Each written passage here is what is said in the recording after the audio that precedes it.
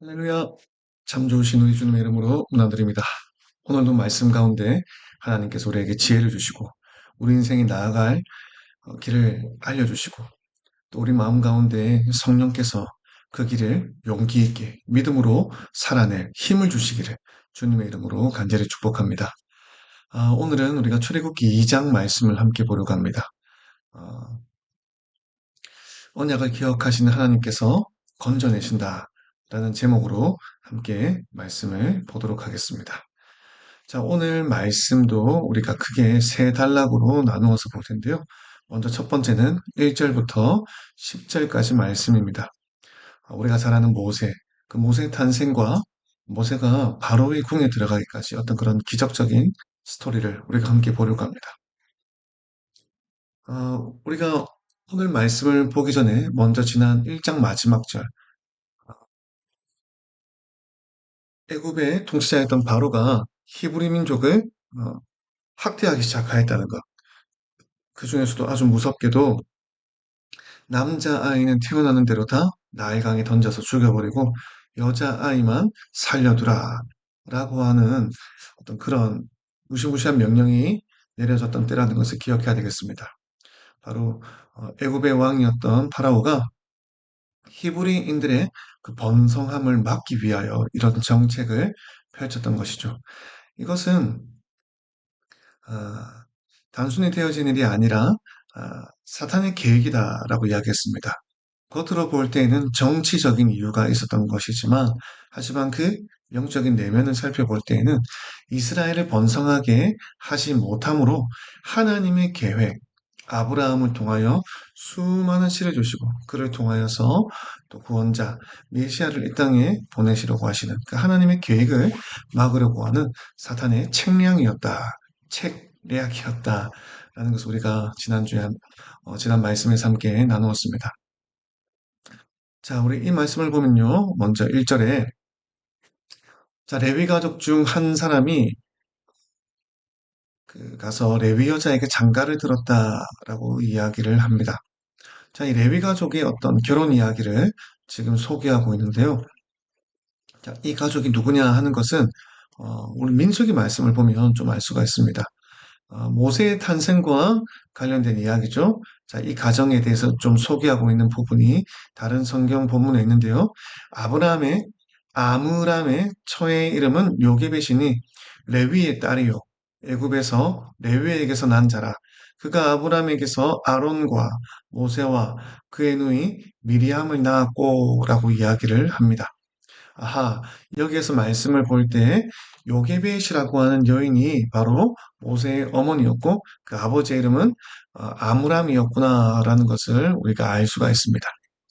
자, 그런데 어, 모세의 어머니 요게벳이요 임신하여 아들을 낳았습니다. 모세죠. 모세를 낳았는데 이 아이를 보니까 범상치가 않아. 아이가 잘생긴 것을 보았다. 그래서 석 달 동안 숨겼다라고 이야기를 하죠. 어, 잘생겼다. 이것은 단순히 외모만을 이야기하는 것은 아닐 겁니다. 어, 그리고 지금 요기벳 씨 아이를 지금 처음 낳은 것이 아니에요. 성경에 보면 그 위에 형과 누나가 있죠. 이게 최소한 모세는 세 번째 출생한 아이입니다. 다 예쁘죠. 그 부모님의 눈에는 자기 자녀들이 다 예쁜데요. 특별히 모세에게서 뭔가 범상치 않은 비범함을 느꼈다라는 것입니다. 그것에 대하여 성경 다른 부분에서 좀 설명을 하고 있는데요. 어, 사도행전 7장 20절에 보니까 그때 모세가 났는데 바로 이때죠. 하나님 보시기에 아름다운지라 그의 아버지의 집에서 석 달 동안 길리더니라고 이야기합니다. 자, 하나님 보시기에 아름다웠다라는 것입니다. 그냥 우리가 봤을 때 외적으로 아름답다라는 것을 넘어서서 하나님이 보시기에 참 아름다웠다라는 이야기를 하고 있는 것이죠. 또한 히브리서 11장 23절에 보니까 믿음으로 모세가 났을 때에 그 부모가 아름다운 아이임을 보고 석 달 동안 숨겨 왕의 명령을 무서워하지 아니하였으며 라고 이야기를 하고 있습니다. 어떤 말입니까? 믿음의 눈으로 보았다라는 것이죠. 하나님께서 보시기에 이 아이가 아름다웠고 부모가 믿음으로 보았을 때 이 아이가 참 귀한 아이였다라고 하는 것을 이야기하는 것입니다. 우리가 우리 자녀들을 어떠한 관점으로 보느냐, 참 중요한 것이죠. 내 눈의 기준으로 보는 것을 넘어서서 하나님의 눈으로 볼 수 있고 믿음의 눈으로 우리 자녀들을 볼 수 있게 되기를 축복합니다. 그래서 석 달 동안 몰래 키웠다는 거예요. 석 달이라고 하는 것은 최대한 몰래 숨겨서 키울 수 있는 그런 기간이 아니었을까 싶습니다. 그래서 석 달이 지나고 나서 더 이상 이 아이를 숨겨서 키울 수 없다라는 생각이 들었습니다. 그래서 이 요게베시오 아이를 떼어 놓아야 아이도 살고 또 우리 부모도 살 수 있다라는 판단이 들었기 때문에 모세를 갈대 상자를 잘 짜서 역청을 발라서 나일강 갈대 사이에 숨겨두기로 하였다라는 것입니다. 이때 부모의 심정은 얼마나 괴로웠을까요? 요기벳의 노래라고 하는 찬양도 있죠. 어떤 마음이었을까? 어, 그게 참 요기벳의 두 눈에서 눈물을 흘리며 그 아이를 갈대 상자에 담아 나일강에 떠나 보내야 했던 그 부모의 마음은 굉장히 괴로웠을 것입니다. 그 부모는 이제 레위인으로서 그 신앙을 저버릴 수는 없었지만 그 아이를 내려놓는 그 상황 가운데 하나님 앞에 어찌하여 이런 일이 있습니까? 하는 원망의 마음이 들어올 수도 있었을 것입니다. 그러나 사실 이 모든 것들은 하나님의 역사고 하나님의 섭리였다라는 것을 우리는 알 수 있죠.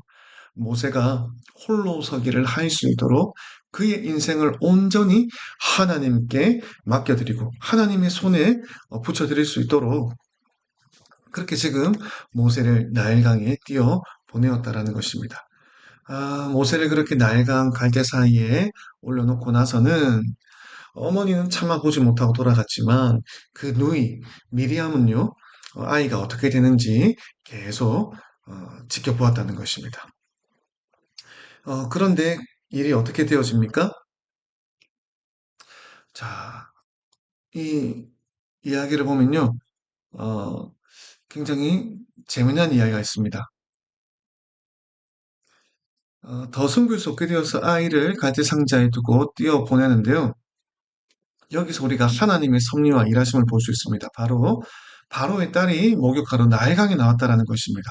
그 시녀들은 나일강가를 거닐고 있었고 주변을 경계하고 있었겠죠. 공주가 나일강에 목욕을 하고 있으니까 어떤 위협이 있지는 않은지 아니면 남자들이 이렇게 근처에 오지 못하도록 막 경비를 막 서고 있었다는 것입니다. 그러던 때에 사람이 가까이 할 수 없는 어떤 그런 나일강의 환경 속에서 갈대 상자 하나가 이렇게 내려오는 것을 보게 되었다는 것입니다. 그래서 공주가 시녀를 보내어서 저기 갈대 상자가 있는데 나에게 가져와 볼래?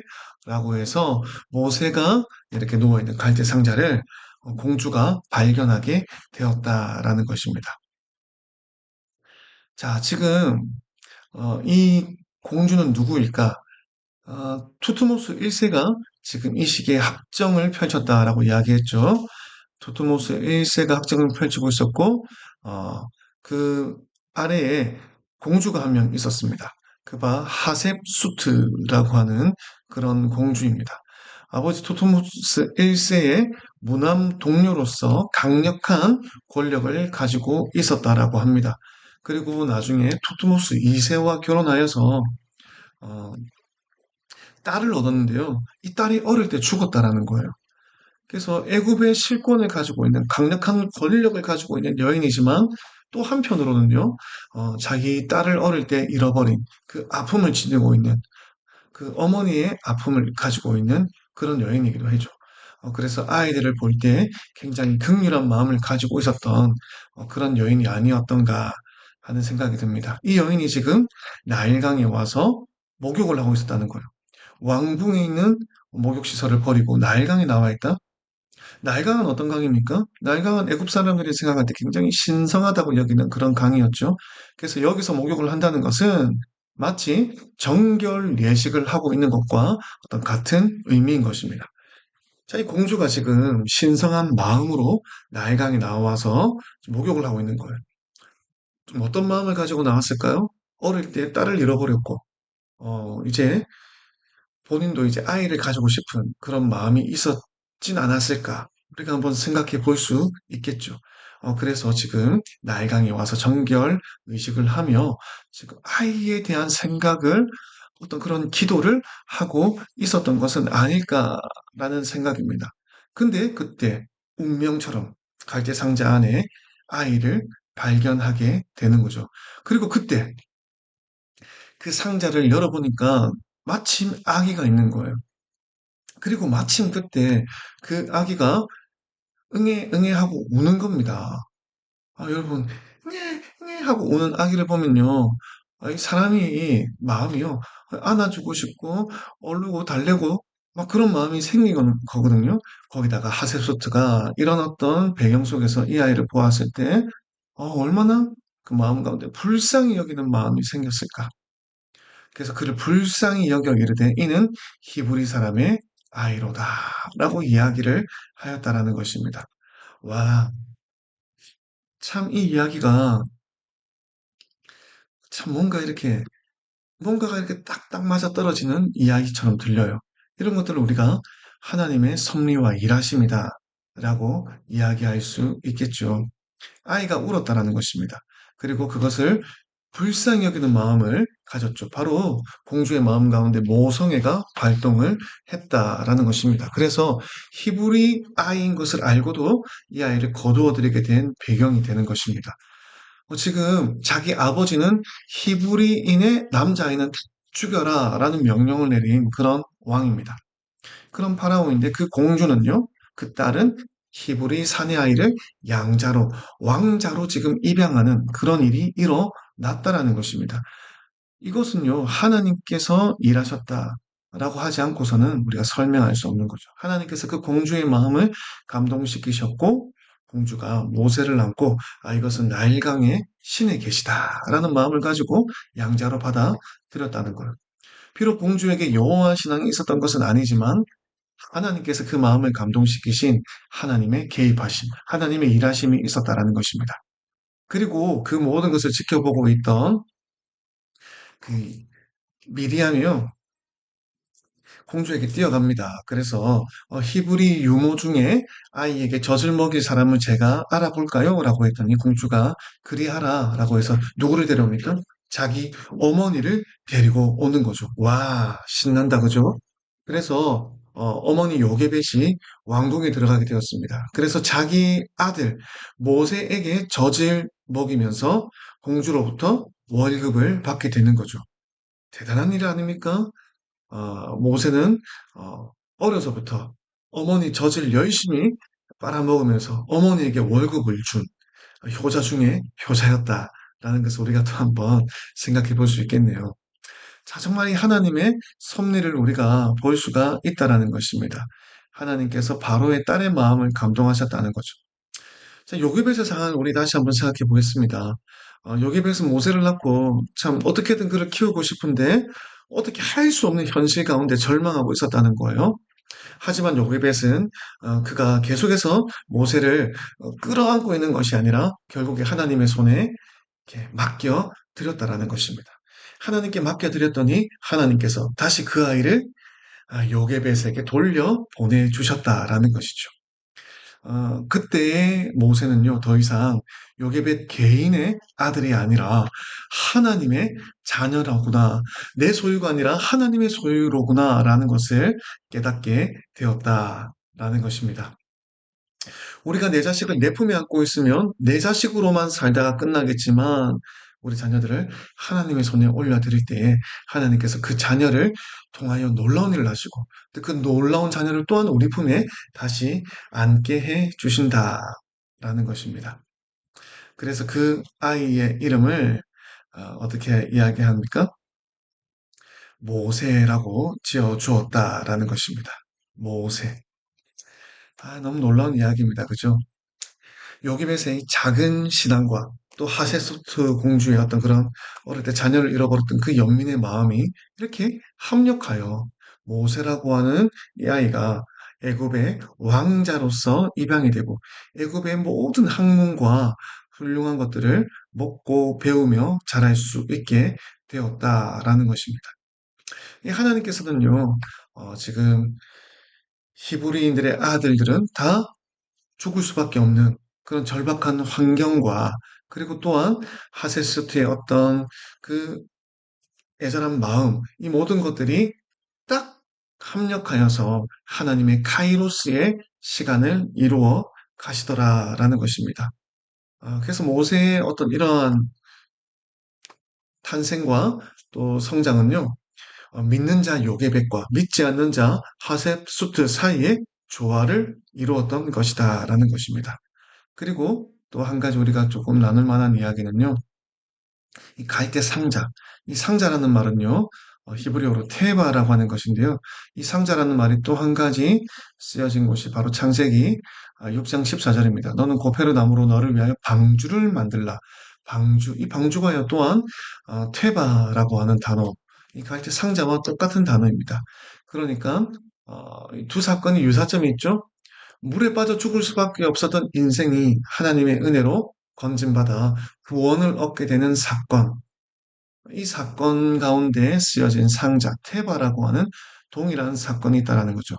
그래서 우리가 히브리어로 성경을 읽는 사람이라면 이 테바를 볼 때 노아의 방주를 기억하는 것이고, 물에서 건짐을 받게 되는, 물에서 구원을 받게 되는 사건을 같이 연관해서 생각해 볼 수 있게 되는 것입니다.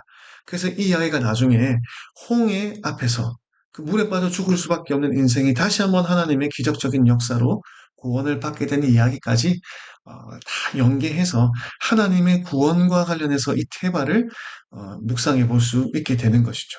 하나님의 구원의 놀라운 섭리가 이런 하나하나 과정 그리고 보이지 않는 이런 배경 속에서도 드러나는 것을 우리가 보며 하나님께 감사와 영광을 돌릴 수 있게 되는 것이겠죠. 할렐루야. 자, 그리고 그 다음 단락을 계속해서 보겠습니다. 11절부터 22절 사이에서는요, 장성한 모세의 갈등과 방황에 대해서 우리가 볼 수 있습니다. 모세는요, 지금 두 가지 정체성의 혼란을 겪으면서 자라게 됩니다. 애굽 왕자로서의 어떤 삶과 또 하나님 백성으로서 자기의 어떤 태생적인 신분에 대한 어떤 삶, 이 두 가지 사이에서 갈등하며 나의 정체성은 무엇인가 하는 어떤 그런 고민을 하게 되는 것이죠. 자, 모세는요, 어릴 때 어머니 요게벳의 품에서 젖을 먹으면서 자랐습니다. 어, 어떤 그런 과정을 우리가 좀 생각을 해볼까요? 자, 아버지는 투트모스 1세입니다. 히브리 남자아이를 어, 이렇게 다축이라고 명령했던 히브리인을 박해하던 그런 왕이었죠. 그런데 그 딸이 히브리 노예 중에 한 아들을 입양을 했다라는 것. 그게 마음에 들지 않았겠죠. 그래서 모세가 나타날 때마다 그 할아버지가 못마땅한 어떤 말과 시선, 어떤 행동을 보였을 확률이 굉장히 큽니다. 그리고 주변에서도 좀 수군거리는 소리가 있었겠죠. 나중에 저 히브리 노예가 다음 파라오가 되는 건 아니야? 라고 하는 어떤 그런 상황들이 있을 수도 있었을 것입니다. 그래서 모세가 적어도 자기가 정통 애굽인은 아니구나 라고 하는 상황 정도는 인지하면서 자랐겠죠. 거기다가 자기에게 젖을 먹이며 키웠던 그 유모가 자기 어머니였다라고 하는 것, 그것을 알 수도 있지 않았을까 하는 생각을 좀 해보게 되는 것입니다. 어머니 요기벳의 품에서 히브리인은 어떤 사람들이다. 아브라함과 이삭과 야고보를 통하여 하나님이 언약을 주셨고 우리가 요셉의 때에 여기에 들어오게 되었다라고 하는 어떤 히브리인의 역사에 관하여 좀 들으면서 자라지 않았을까라는 생각이 듭니다. 그래서 애국 왕자로서의 어떤 자신의 위치와 어떤 특권들 그리고 자기에게 젖을 먹여주며 키워주신 어머니에 대한 그 노예인 어머니에 대한 연민과 그 애틋한 마음, 이 두 가지 어떤 마음이 막 갈등을 겪는 아주 혼란스러운 성장기와 어떤 청년기를 보냈을 것 같습니다. 나는 노예인가 왕족인가, 나는 피지배자인가 지배자인가 하는 어떤 그런 혼란이 있었겠죠. 그러던 어느 날 모세가요, 자기 형제들에게 나아가서 한번 보는 것입니다. 근데 그들이 굉장히 고되게 노동하는 것을 보게 되거든요. 그리고 어떤 애굽 사람들이 히브리 사람, 곧 자기 형제를 치는 것을 보게 되었다라는 것입니다. 모세가 이런 갈등 가운데 있다가 히브리 민족을 돌아보아야 되겠다. 한번 내가 살펴봐야 되겠다는 마음이 생겼다라는 것입니다. 그 하나님께서 모세에게 늘 이렇게 물어보셨던 것 같아요. 너는 세상 사람이냐? 애굽 사람이냐? 아니면 나의 백성이냐, 하나님의 사람이냐. 이것을 그 마음 가운데 계속 물어보시면서 모세가 누구인지 이렇게 하나님께서 물어주셨던 것 같아요. 더 이상 그 하나님의 주시는 그 마음을 무시할 수 없었기 때문에 그 마음을 따라 히브리 민족, 자기 형제들이라고 표현하고 있지 않습니까? 자기 형제들에게 나아가서 살펴보았다는 것. 나갔다라고 하는 것은요, 그냥 걸었다라는 것이 아니라 뭔가 어떤 결단을 했다는 것입니다. 이전까지 히브리 사람 이야기가 나오면 모세는 좀 피하고 싶었거나 좀 외면하고 싶었던, 좀 이렇게 민감하게 반응하던 그런 부분들이 있었을 거예요. 근데 이제는 더 이상 그렇게 회피하는 것이 아니라 그들의 상황이 어떠한지, 왜 내가 이런 고민을 하고 있는지 직접 부딪혀 보기로 그날 마음을 먹었다는 거. 근데 마침 그날 고되게 노동하며 애굽 사람에게 매를 맞고 있는 그런 모습을 보았다는 거죠. 그러면서 참 하나님은 막 이런 하나님이라고 막 여기베이스에게 들었던 이야기들이 있는데 근데 실상을 보니까 어때요? 너무나 비참한 거예요. 마음 가운데 의아한 마음. 하나님이 계시다면 어떻게 이런 일이 일어날 수가 있지? 라고 하는 그런 생각들. 그리고 내가 애굽의 왕자로서 무엇을 할 수 있을까? 막 그러다가 주변을 살펴보니 보는 사람도 없어. 나는 애국 왕자야. 그리고 히브리인은 내 민족이야. 막 이런 여러 가지 생각 가운데 그 애굽인을 때려서 죽이게 되었다라는 것입니다. 그리고 그 사람을 모래 속에 감추어 두었다라는 거죠. 그리고 그 다음 날 또 히브리인들 가운데 나아가는데 히브리인끼리 또 서로 싸우는 거예요. 그래서 그래서 싸우는 사람들을 보면서 그 잘못한 사람에게 이르되 어째서 네가 동포를 치느냐, 어째서 형제를 때리느냐라고 이야기를 하였다라는 것입니다. 자, 모세의 성품을 우리가 좀 살펴보면요, 좀 의협심이 있는 것 같아요. 그리고 약자를 좀 돌보고자 하는 마음이 있는 것 같습니다. 좀 옳은 일을 하고 싶어하는 그런 성품이었던 것 같아요. 그가 40살, 40살이 되기까지는 이런 갈등 속에 살았지만 딱 40살 이후로부터는 그의 마음 근본에 있는 이 성품을 따라서 이제 내가 내 동족을 돌보아야 되겠다. 약자를 내가 돌아보아야 되겠다. 약자를 괴롭히는 사람을 내가 혼내주어야 되겠다. 막 이런 어떤 마음들이 들어오게 되는 거죠. 하나님은 이런 모세의 의로운 성품을 좀 들어 사용하기도 하셨던 것 같습니다. 그런데 하나님의 사역은요, 이 인간의 의협심만으로 되는 것은 아니거든요. 뭐 인간적인 긍휼, 또 혈기, 이런 것으로 하나님의 일이 되는 것이 아닙니다. 좋은 뜻과 좋은 의도가 있다고 해서 우리가 다 되는 것은 아니에요. 하나님께서 그 사람을 세워주시고, 또 그 사람을 통하여 일하시는 것을 우리가 볼 수 있어야 하는 것이죠. 그래서 하나님의 뜻과 인도하심에 순종하려는 마음이 있는가 하는 것을 하나님께서는 보신다라는 하나님께서 아직 모세를 지도자로 세우신 것이 아님에도 불구하고 스스로 내가 히브리인의 어떤 구원자가 되어야 되겠다라는 어떤 그런 마음이 모세 가운데 있었던 것이죠. 아닙니다. 하지만 하나님의 일을 하기 위해서는요, 하나님께서 세우셨을 때 우리가 하나님의 일을 행할 수 있는 것입니다. 하나님의 방법이 아닌 자기의 힘과 자기의 경험, 자기의 지식으로 뭔가 하려고 할 때, 우리는 광야의 연단, 하나님의 연단을 우리는 지나가게 되는 것 같습니다. 그래서 모세도 바로가 이 일을 듣고 모세를 죽이려 하기 때문에 바로의 낯을 피하여 미디안 땅에 머물며 40년 동안 미디안에서 어떤 그런 시간들을 가지게 되는 것입니다. 40년의 시간 동안 자숙하며 어떤 것이 참 내 삶은 무엇일까 이런 것들을 돌아보게 되는 시간을 가지게 되는 것이죠. 자신의 행동을 돌아보며 또 하나님의 어떤 뜻은 무엇일까? 그분은 과연 누구인가? 하는 그런 시간들을 돌아보게 되는 거예요. 자, 그러나 여기에서 또 우리가 하나님의 섭리와 일하심을 볼 수가 있는 거죠. 하나님은요, 인간을 죽이는 그 혈기왕성한 모세의 어떤 미성숙함, 이런 것들을 다루셔서 하나님의 일을 이루어 가시 그런 하나님이신 것을 우리가 볼 수 있습니다. 실수할 수 있습니다. 하지만 그 실수가 끝은 아니죠. 우리가 철저히 회개해야 하는 것이지만 또 하나님 앞에 철저히 엎드려져서 하나님 앞에 돌이키길 원하는 그런 사람을 하나님은 기뻐하시며 그런 사람을 통하여 하나님의 어떤 뜻과 계획을 이루어 가신다는 것입니다. 미디안에서의 연단. 이것은 어떤 시간입니까? 하나님의 어떤 뜻과 그리고 음성을 듣고 그것에 순복하며 하나님의 인도하심을 받는 그런 시간이었다라는 것입니다. 이것은요, 광야 학교라고 우리가 흔히 표현을 하는데요. 애국 왕궁에서는 결코 배울 수 없는 하나님 나라의 학문입니다. 하나님의 음성에, 말씀에 귀 기울이고 순종하는 것. 이것은 우리가 광야의 시간을 지나갈 때 우리가 배울 수 있게 되는 것입니다. 자기의 자기의 힘으로 행하려고 하는 것이 아니라 하나님의 말씀에 순종하는 법을 배우게 되는 것입니다. 낮추시고 겸손하게 하시는 시간을 지나고 있다면 우리는 다 이 하나님의 섭리와 광야 학교의 시간을 지나고 있는 것이다 라고 생각할 수가 있겠죠. 이때 하나님의 음성이 다르게 들리는 것입니다. 자, 모세가 히브리 민족들 사이에서 개입하여 왜 동포를 네가 때리느냐라고 했을 때 그때 사람들이 이렇게 이야기하거든요. 그가 이르되 누가 너를 우리의 다스리는 자와 재판관으로 삼았느냐? 네가 애국 사람을 죽인 것처럼 나도 죽이려 하느냐라고 하니까 모세가 두려워하며 내가 했던 일들이 달로 났구나라고 하면서 도망치게 되는 거거든요. 자, 이 말이요. 광야 학교를 지나면 다르게 들립니다. 누가 너를 우리의 다스리는 자와 재판관으로 삼았느냐? 이 말이 다르게 들리는 거죠. 아하, 하나님이 나를 세우지 않으셨는데 내가 그렇게 했구나. 라고 하는 것이 그 당시에 들었을 때는 섭섭한 말이고 막 욱하는 말이었겠지만 나중에 이 광야 학교를 지날 때에는 이런 말들이요. 그렇구나. 그렇구나 하면서 자기 자신을 돌아보게 되는 그런 말들이 되는 것입니다.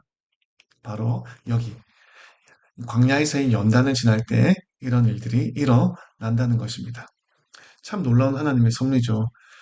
어, 하나님께서는 모세를 어머니의 품에서만 자라게 하지 않으셨습니다. 그 히브리인들이 그냥 이렇게 어머니 품 요게벳의 품에 자랐다면 모세도 그냥 노예로서 아니면 한낱 목동으로서 그냥 그렇게 살다가 끝이 났겠죠.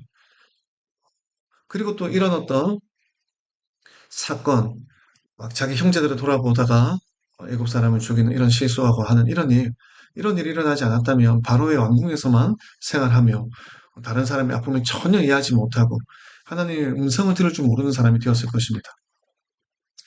그렇기 때문에 이것은 모두 다 하나님의 섭리입니다. 거기다가 애굽의 왕자지 않습니까? 그런데 애굽의 왕자가 뭐 저기 관리하는 사람 하나 죽였다고 목숨이 위험을 받는다?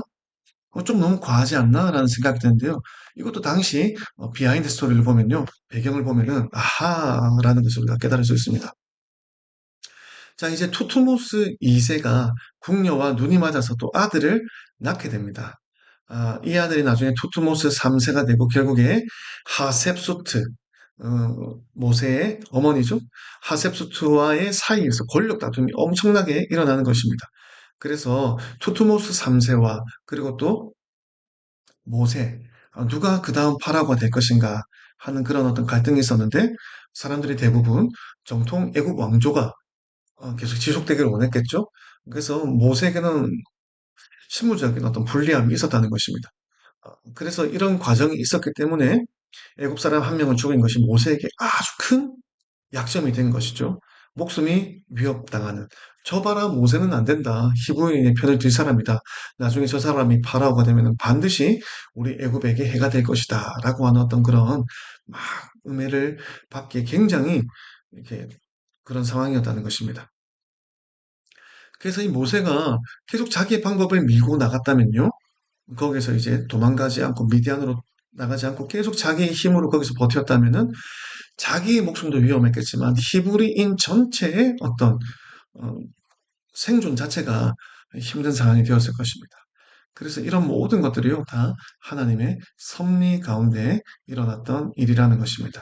그리고 이런 상황을 모세도 알았기 때문에 곧바로 미디안으로 도망을 갔던 것이죠. 그리고 미디안에서 이제 모세가 또 새로운 연단을 받게 됩니다. 자, 미디안에 도착했는데 거기서 한 사람을 만나는데 미디안 제사장들의 딸들이 와서 막 물을 깃고 있는데 그때 다른 무리의 목자들이 와서 막 이렇게 쫓아내는 거예요. 여자들이 와서 물을 먹이고 있는데 다른 목자들이 와서 괴롭힌다? 모세의 성품상 이것은 참을 수 없는 일이죠. 그래서 도와주었다라는 것입니다. 그랬더니 그 미디안 제사장들의 딸이 가서 이제 이야기를 합니다. 루엘이죠. 어, 루엘에게 와서 이야기합니다. 자, 그 미디안 제사장 루엘이라고 지금 성경이 루엘을 소개하고 있습니다. 그리고 그들 중에 한 자녀, 와 십보라와 이제 모세가 결혼을 하게 되는 이야기까지 이제 연결되어지는 것입니다. 여러분, 미디안은 누구입니까? 아브라함이 죠 그드라의 자녀이죠. 아브라함의 자녀들인 것입니다. 자, 지금 이 모세 사건을 통해서 하나님께서 아브라함의 자녀를 구원하시려고 하는 계획을 세우시는 거예요. 비록 유대인이 아닌 이방인이라 할지라도 하나님께서 그들을 구원하시기 위한 계획을 가지고 계시는 것을 볼 수가 있습니다. 루엘, 엘이라고 하는 이름은요, 보통 하나님을 뜻하는 이름이죠. 자, 이 사람이 지금 모세를 통해서 애굽 사람의 이야기들을 듣게 됩니다. 애굽 사람이죠. 모세를 보면 지금 완전 옷이나 머리 스타일이나 모든 게 다 지금 애굽 사람이에요. 애굽 사람으로 인식하고 있는데 어, 보니까 자기 딸들을 도와줬다는 거예요. 어우, 이거 너무 좋은데? 라고 해서 결혼까지 시키게 되는 거죠. 그래서 그 집안에 이스라엘 민족의 구원자를 보게 되는 놀라운 역사가 일어나게 되는 것입니다. 아, 그래서 나중에 그의 딸 십보라를 모세에게 주게 되는 거죠. 그리고 결혼하여서 아들의 이름을 낳는 게르솜이라고 하죠. 게르솜의 이름의 뜻은 내가 타국에서 나그네가 되었다. 모세의 심정을 알 수가 있죠. 그 정체성의 혼란과 삶의 방황들, 뭐 이런 사이에서 혼란을 겪고 있었던 모세의 심정이 그랬다는 것입니다. 네, 이것은요, 또한 하나님의 섭리와 일하심이 나타나고 있는 것입니다. 지금 모세의 정체성을 흔들고 계시는 것입니다. 하나님의 말씀이 임할 때 우리는 마음 가운데 갈등할 수밖에 없는 것입니다.